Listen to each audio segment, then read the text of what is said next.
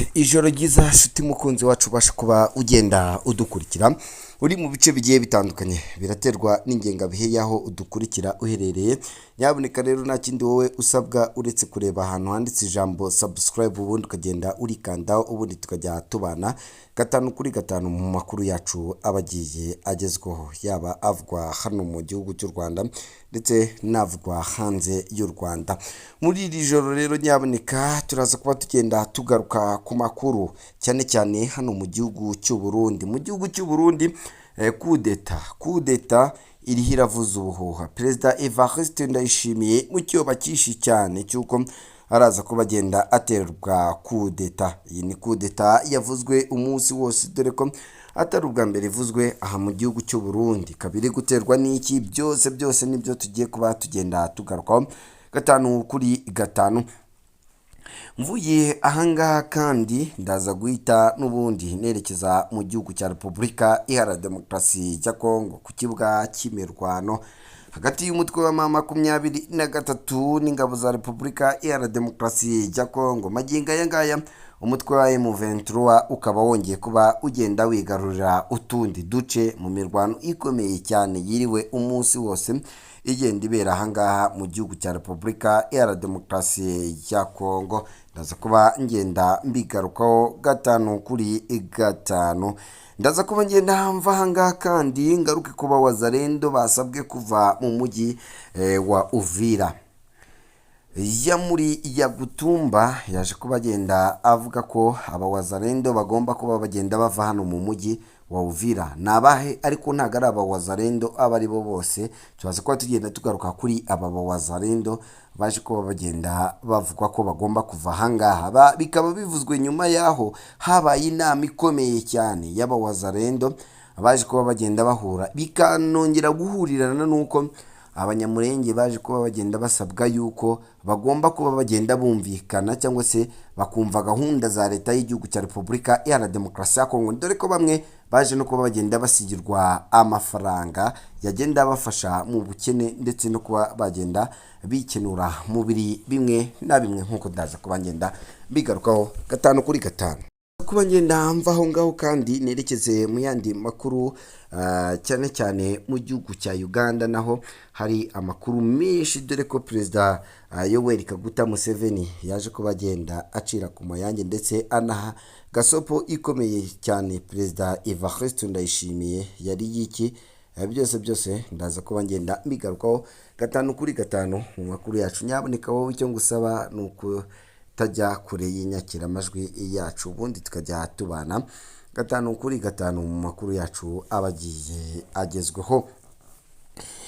Ngira ngo nyaboneka ibintu bikomeje kuba bigenda birushaho kuba bibi ano ku butaka bw'igihugu cya Repubulika Iharanira Demokarasi ya Kongo hagati y'abarwanyi b'inyeshyamba z'umutwe wa M23 n'ingabo z'Abarundi.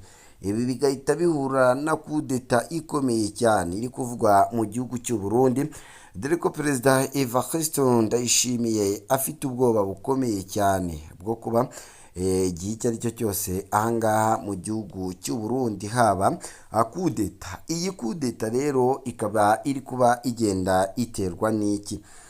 Magingo ya Perezida Evariste Ndayishimiye yohereje abasirikare mu gihugu cya Repubulika Iharanira Demokarasi ya Kongo. Bamwe mu Barundi ntibiyumvamo impamvu izi ngabo ziri ahangaha mu gihugu cya Repubulika Iharanira Demokarasi ya Kongo, kuko umunsi ku wundi abasirikare baba bakomeza kuba bagenda bagwa ahangaha mu gihugu cya Repubulika Iharanira Demokarasi ya Kongo.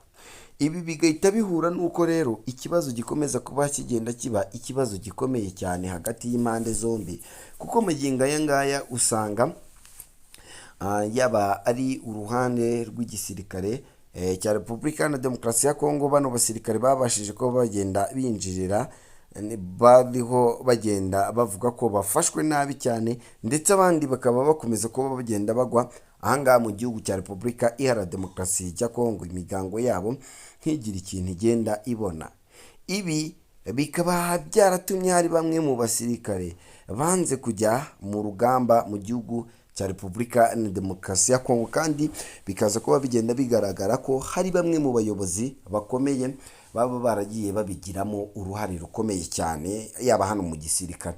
Ibi bigahita bikurura umwuka utari mwiza hagati y'impande zombi, yaba ku ruhande rw'abayobozi mu ngabo z'igihugu cy'u Burundi ndetse n'uruhande rw'igisirikare cyaha mu gihugu cy'u Burundi. Ibi rero bigahita bituma ishyaka riri ku butegetsi ry'abadede rigomba kugira impungenge zikomeye cyane yuko kudeta igihe icyo ari cyo cyose yagenda iba, dore ko bamwe mu bayobozi bakuru mu gisirikare batumvikana kuri bimwe mu byemezo Perezida Neva ajya agenda afata ku ruhande rw'igihugu cy'u Burundi. Perezida Neva rero akaba akomeza kuba agenda afite ubwoba bukomeye cyane yuko ibyabaye muri 2015 noneho biramutse byongeye kuba bitagenda bimworohera, ahubwo byagenda bituma ubutegetsi bwiwe bugenda bujya mu kaga. Iyi ikaba n'imwe mu mpamvu ikomeye cyane rero abantu bakomeza kuba bagenda bitondera ndetse banafite ubwoba bw'uko ibi bishobora kuba byagenda byisubiramo igihe icyo ari cyo cyose mu gihe nta cyaba gikozwe ahangaha mu gihugu cy'u Burundi. Abaturage bakaba bakomeje kuba bagenda barakarira ubutegetsi bwa Perezida Evariste Ndayishimiye nyuma y'uko abandi bakomeje kuba bagenda bagwa ahangaha mu gihugu cya Repubulika Iharanira Demokarasi ya Kongo.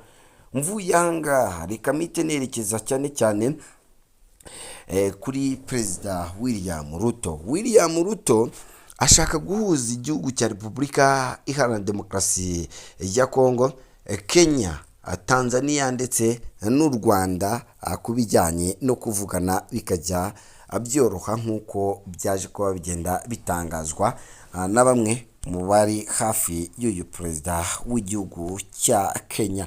Rutarifuza ko ikiguzi cyo guhamagara kuri telefoni hagati ya Kenya, Tanzania, Uganda n'u Rwanda byagenda bigabanuka.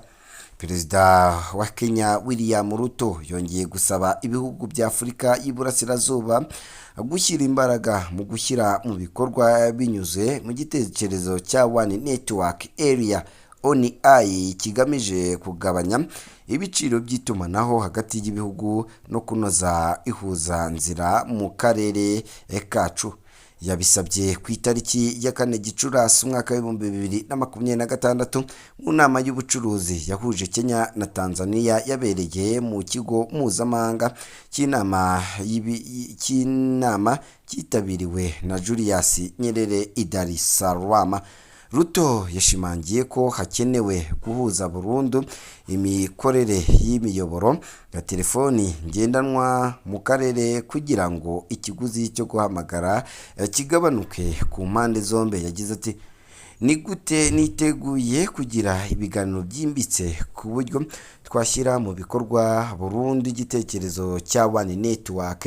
Yavuze ko hari aho intambwe nk'iriya yamaze gutera ku buryo guhamagara hagati y'ibihugu bimwe bifatwa nk'aho ari uguhamagara imbere mu gihugu. Ati nk'uko mubizi guhamagara uyu munsi uvuye muri Kenya ujya muri Uganda no mu Rwanda bifatwa nk'aho uri guhamagara imbere mu gihugu. Icyakora yagaragaje ko hakiri ikibazo cyane cyane ku bijyanye na Tanzania. Ati haracyari ikibazo guhamagara muri Tanzania birafatwa nk'aho ari mpuzamahanga ujya hehe. Perezida William Ruto wa Kenya yongeye ko hakenewe ubufatanye bw'abafatanyabikorwa mu karere kugira ngo habeho guhuza imirongo y'itumanaho byuzuye.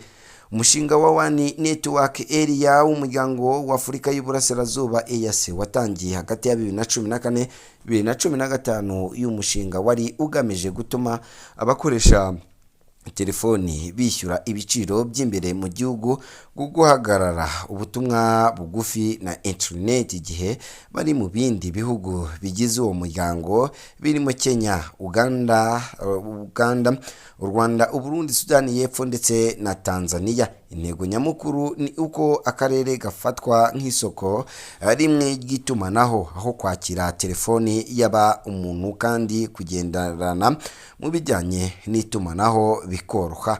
icyakora nubwo hashyizwe imyaka irenga 10 ishyirwa mu bikorwa riratandukanye hagati y'ibihugu byombi, bitandukanira mu mategeko agenga itumanaho, imisoro iremereye y'ibiciro ndetse n'ubushobozi bw'iyobora rya telefoni bikomeje kuzamura ibiciro.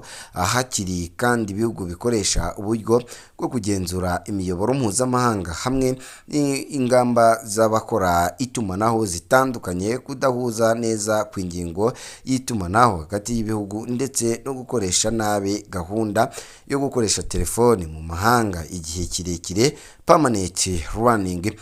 Kuri ubu hari gukorwa ibishoboka byose ngo ibibazo bikemuke.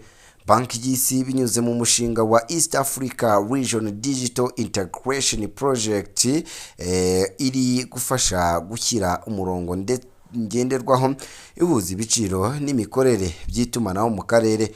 Mu byifuzo biri kuganirwaho harimo gushyirwa igipimo ntarengwa ku biciro bya interineti ikoreshwa mu gihe iri mu kindi gihugu, data running ikagera no kuri 0.5 cyangwa se amafaranga 7 kuri megabyte mu rwego rwo korohereza abaturage. Mu gihe cya EAC ifite ikibazo cyo guhamagara ahandi muri Afurika ho hari intambwe iri gutegurwa. Nk'igihugu byo mu muryango wa SADC birimo Botswana, Malawi, Lesotho, Mozambique, Zimbabwe na Zambia byamaze kugabanya ibiciro by'itumanaho ku majwi, ubutumwa bugufi ndetse na interineti. Ababikurikirana hafi bavuga ko guhuza byuzuye itumanaho by'umuryango wa EAC byagabanya ibiciro byo gukora ubucuruzi, bikorohereza abacuruzi bambukiranya imipaka kandi bigateza imbere ishoramari mu bikorwa by'ikoranabuhanga. Minisitiri w'ikoranabuhanga muri Kenya William Kabogo nawe yashingiye iterambere rishingiye kuri iyi gahunda kandi babona ko ryazagenda rifasha cyane cyane mu kuba hagenda hakemurwa ibibazo bigiye birambye ndetse abaturage bakabona ibisubizo aho kubona ikibazo gikomeye cyane. Mu gihe nkomeje amakuru yacu rero nyaboneka cyane cyane ku bikomeje kuba bigenda biri kuvugwa muri iri joro, umutwe w'inyeshyamba za M23 zaje kuba zibasha kuba zigenda zigarurira agace gakomeye cyane. Ni agace kaberagamo imirwano kaje kuba kagenda kasubira mu maboko y'abarwanyi b'inyeshyamba za M23 nyuma y'uko imirwano ikomeye cyane yari yaje kuba igenda iba muri utu duce yaje gusiga ahangaha muri Ziraro. Uyu mutwe w'inyeshyamba za M23 ubashije kuba ugenda ukurwa ahangaha muri Ziraro mu bitero bikomeye cyane byaje gutuma abaturage batari bakeya baza kuba bagenda bakuramo akabo karenge. Ubu mujyi wa Tushunguti muri Ziraro, uyu mujyi ukaba urayemo abarwanyi b'inyeshyamba za M23 aho ibintu bikomeza kurushaho kuba bigenda biba bibi cyane cyane dore ko impande zose zikomeza kuba zigenda zirushaho kugenda zatakana umunsi ku wundi.